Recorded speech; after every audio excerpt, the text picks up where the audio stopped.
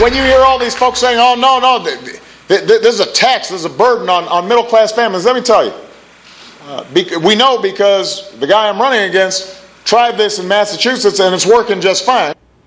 That was President Obama in 2012 promoting the fact that he had modeled Obamacare after Massachusetts' health care plan.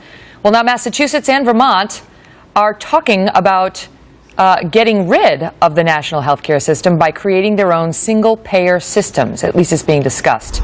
Joining us now, radio talk show host and columnist at the Boston Herald, Michael Graham, with an insider's perspective. Michael, we've heard this in the Massachusetts legislature as now Senator Jamie Eldridge, a Democrat, testified that he believes they should implement a universal medical plan, Medicare plan in Massachusetts. That is basically single payer. I mean, that's what many people believe Obamacare would lead to on the federal level. What say you? Well, listen, I mean, it's so funny. I know Senator Eldridge is a nice liberal, loony nut guy, but great guy. And when you debate Obamacare, which, by the way, he voted for Romneycare in 2006. He supports Obamacare. But when you do the math, he concedes after like 3 sentences. Oh, you're right. All I really wanted was single payer in the first place. And that's what Obamacare supporters always default to because they're watching their system collapse right now and the math doesn't work. Pointing at Massachusetts, by the way, we're the most expensive state in the country. You want to be more expensive? Be just like us. It's a wait of 50 to 126 days for your first doctor's visit. And I know because I recently had to switch doctors. It took me 60 days for my first appointment. It's so bad here. We've had 3 major tax hikes since Romneycare was implemented because the costs of state government health care are exploding.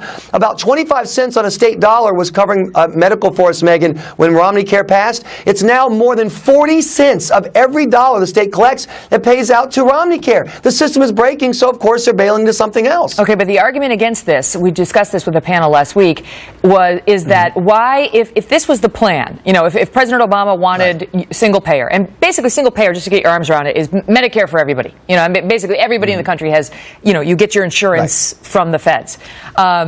If that's what he wanted, and this was an incremental deal where, okay, we get Obamacare where it's not single payer, and then we move to single payer, how would it work? Because Obamacare right now seems to be collapsing on itself, or at least in danger of that. That's not going to inspire people to want more federal government control and less. Meg, you know the famous Saturday Night Live sketch with Christopher Walken, More Cowbell?